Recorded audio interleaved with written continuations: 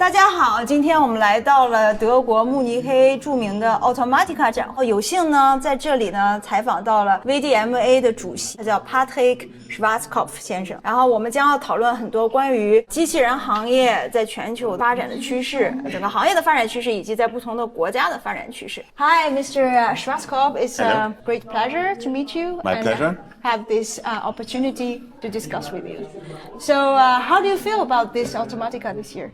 I feel absolutely great about this Automatica because it's going very strong, and we can see that robotics and automation is a super mega trend that attracts so many people and so much attention at the moment. So there's a lot of interest, there's a lot of discussion and a lot of development. And so we have really full halls in the first day already in the morning, and you can just see it's the topic that matters. Yeah. So do you think actually robotics will be the biggest industry actually in the future? Sometimes said, we do have very, very big industries. We'd have to look at this. It will be one of the really big industries, but I mean, food industry, food and beverage is huge, or pharmaceutical industry is huge, and automotive industry is huge. I'm not sure it will be the biggest industry, but it will be one of the very, very big and important industries, that's for sure. Yeah, could you give us some figures and like in general the market size for the next decades? We have the best figures is in unit figures, which is we have about 600,000 industrial robots installed every year in the world. And that's come up tremendously, and it will continue to grow in the next years. Yeah. So clearly we're on a growth path here. So when you see the growth, you see like global-wise or specifically in certain regions such as Asia Pacific or European region? At the moment we see the growth is very, very strong in Asia, especially in China. And we have a situation where out of all the robots that are installed in the world every year, half of them are installed in China. Yeah. And the other half of the industrial robots are installed in all other countries of the world. Yeah, okay. That is amazing. So the Chinese market is the biggest market by far, and really in the lead as a market. But we could also see that the Chinese makers of robots have developed very strongly and have come up in the last years. And now within the Chinese market, more and more robots that are sold and deployed in China come from Chinese manufacturers. Right. Also, the international companies are still a bit stronger there, but you can see the Chinese robotics industry has developed very well. Yeah, definitely. So have you noticed some companies in China, outside China, that are promising for the next few decades to be one of the top tier, actually top notch, let's say? It's hard to talk about individual company names, but we have here at the Automatica a company called Estun from China, which has a very, very big booth, very huge. And but there are many, many others, and there are also some smaller companies that are maybe not the biggest, but they have very good innovation. All in all, I wouldn't want to point out what names there are, but there are many names, and some really global players have started establishing themselves already from China. Yeah, definitely. And the future of robotics and AI is fueling actually a surge at global level, let's say. And with humanoids, actually robots, and embodied AI gaining global attention. How do you see this trend? Do you think actually this will be the future of robotic industry in general, or?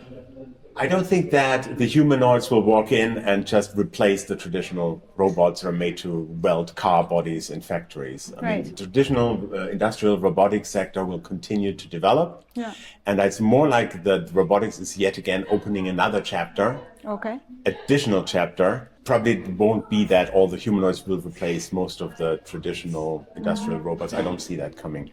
Also, we must see that the humanoid robotic race has totally accelerated in the last 1.5 years. It's incredible the speed it has taken, and the investments we can see in China, in the US, but now increasingly also in Europe. The technical progress is there, but we also must see the gap of a humanoid and a human person, human being, is still very big. What a human can do to understand the world, to know what to do, to use the fingers in a very sensitive way with dexterity. So the humanoids are still quite far away from being robust to replace a human worker. But on the other hand, the trend is there. And one thing that's really important about the humanoids, this is the new frontier of AI.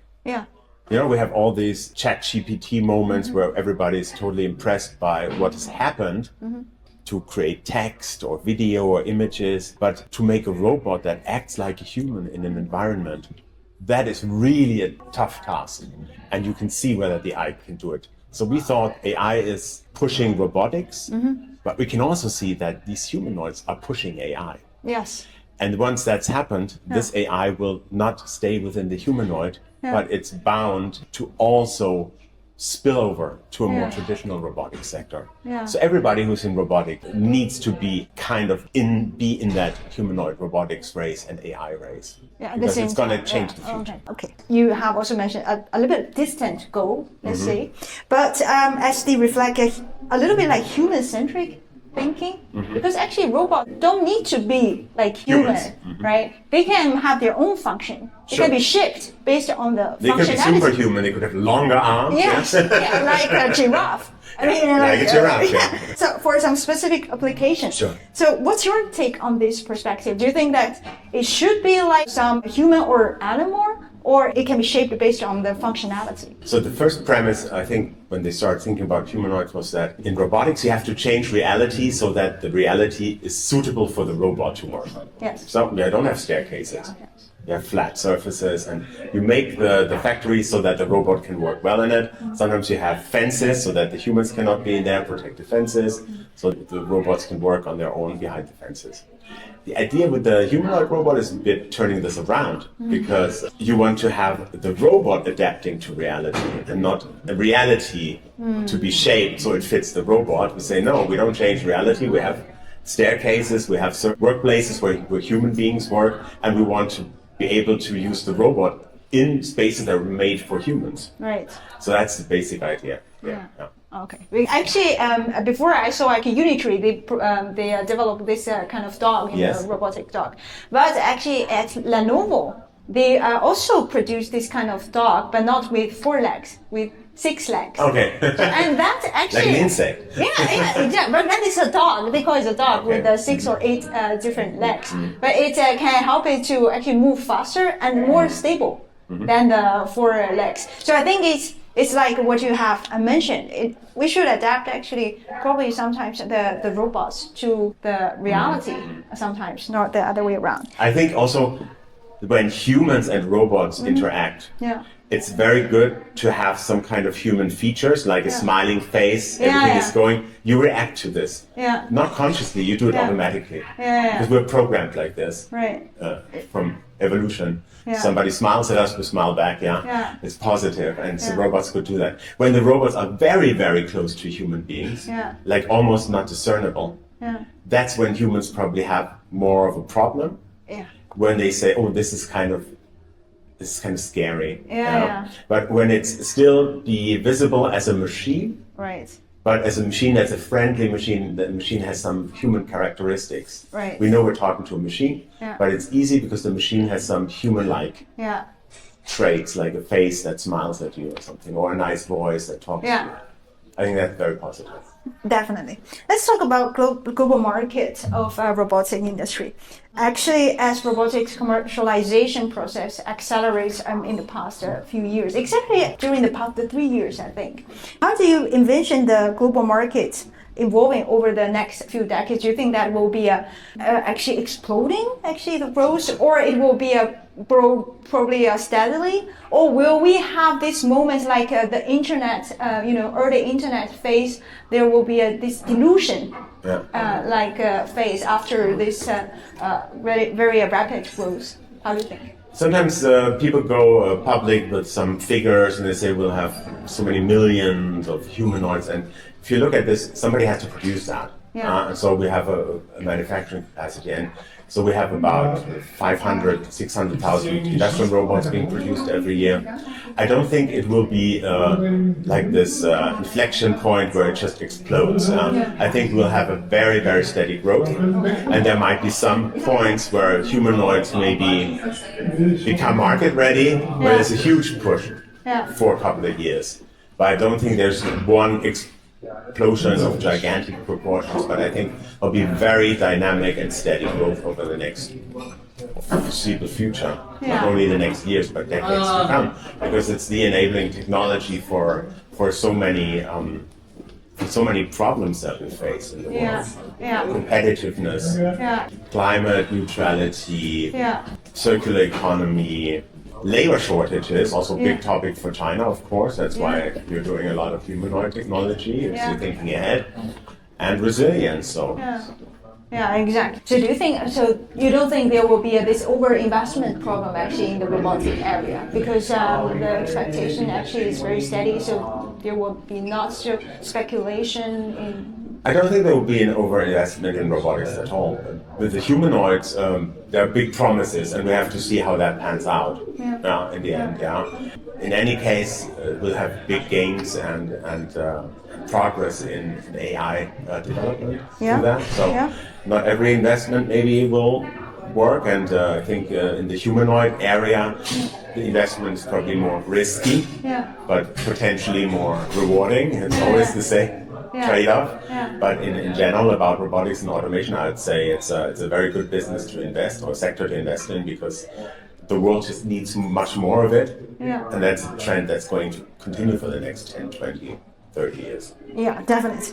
And what kind of role will actually Chinese, European, and American actually manufacturers play in this global landscape? Or there's actually no border between nations, you would say? It's more about industry. If we look at the US or North America, there is some hardware they're producing, but not that much. So traditionally, the robot makers are in Europe, Germany, and Japan very much, and of course now in China, also Korea, and so on, South Korea. So I don't see that America or the US will be the major force in hardware production.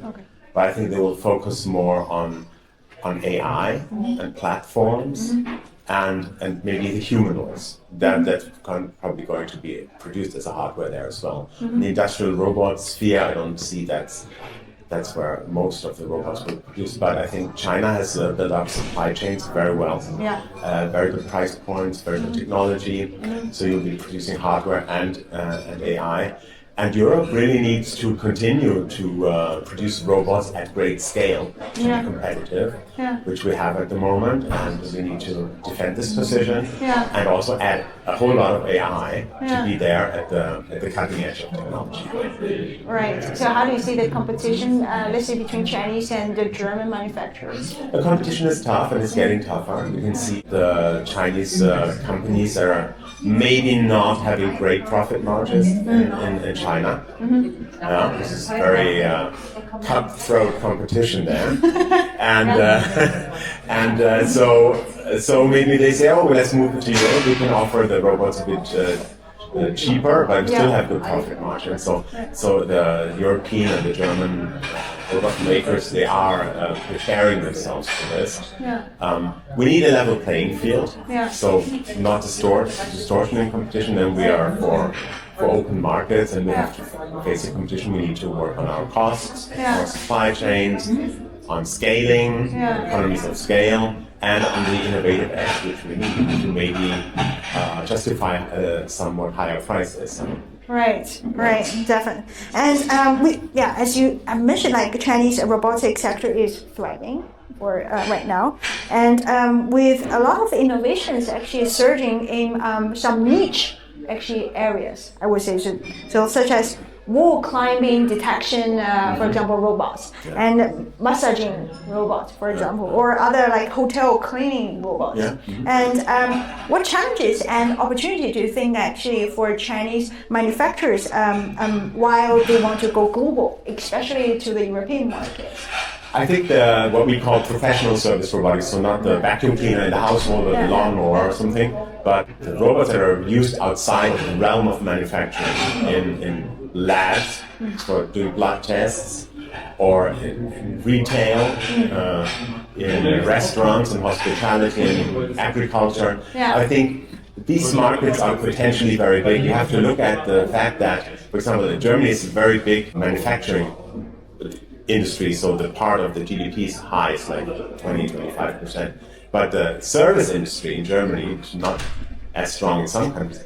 is roughly 70%. Yeah. So I think the service sector is potentially a huge sector to deploy robots in.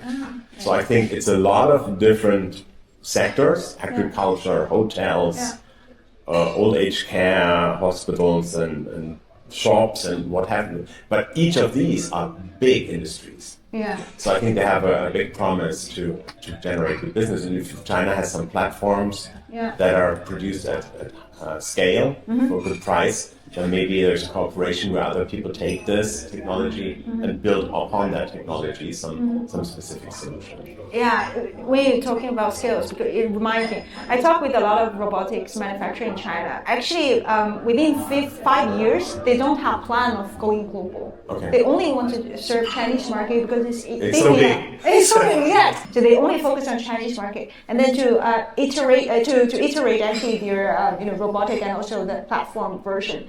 And when it reaches to maturity, like when it's mature enough, and then they go global. But at We that see it already. We can see them. Yeah. But you have another advantage in China. Yeah. And the advantage is that people are generally, their attitude towards robotics is Open. very Yeah. positive. Yeah. Very positive. They embrace it. Yeah. Whereas in Europe, it's a bit more of a mixed picture. Not everybody is against robots or anything. Some people are fascinated by it and love it. But I think the society in China is much more open about that. Right. And you can see what the Chinese government has been doing is very clever, that they're kind of acquainting the people to humanoids. Because there was a show for Chinese New Year on state TV where we had the humanoid robots dancing on the stage. Yeah. So I don't know how many people watched that in China. A billion? Yeah. So a billion people in front of the screens watching humanoid robots. So you're showing we have this technology, we can be proud, it's Chinese, we have this technology, but you can also see, wow, they dance and it's a positive thing and it could be interesting and fascinating. And then you have the half marathon in Beijing, which all the people see. So I think you're kind of working on convincing a population that's already convinced that robotics is good, whereas in Europe and the US and other parts of the world, this convincing has to be intensified because I think the attitude is not always so embracing. And that's a big factor for the development of robotics. And so we need to jointly work to explain that robots are really, really important for the prosperity of all nations in the future. I totally agree with you. I think I read some kind of report from Automatica which says like 83% of Chinese workers, I mean, even are open and to use robotics, which is a very high actually rate. When we look in German factories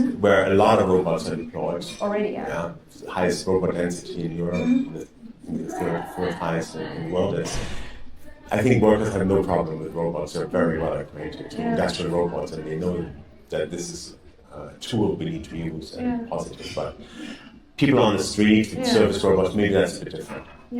Daily life. Do you think that is because of the GDPR, because of the personal privacy issue, or it's just I think a it's mentality? a mindset. Mindset. And they want to be served more by In Europe and the US, we have a history of 30 years going back talking about robots being job killers, which never happened. For example, in Germany, we robotized enormously. So the last decades, the robotization level was really growing enormously. And that didn't mean at all that jobs were lost. But it meant that the competitiveness of German industry was safeguarded. All the jobs were kept.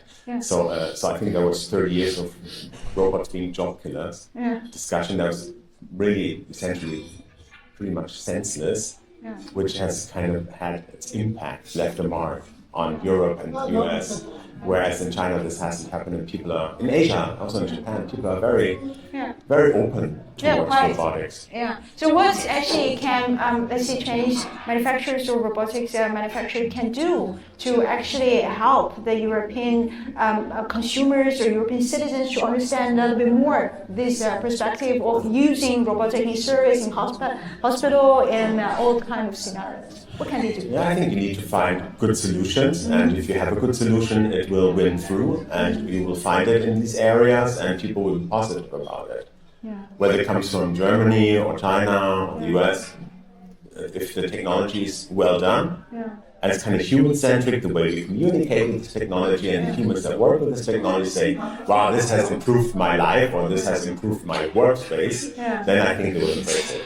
Yeah, so maybe start with the younger generation, like the Generation Z. Like, Probably. Yeah, that will actually change, be the game changer, I would say.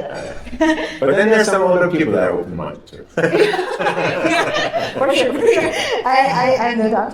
And let's finally talk about some regulation landscape. We all, do you think actually in the future, like China and EU and US will be three different regulatory actually trends in parallel, or there will be a fusion in the end?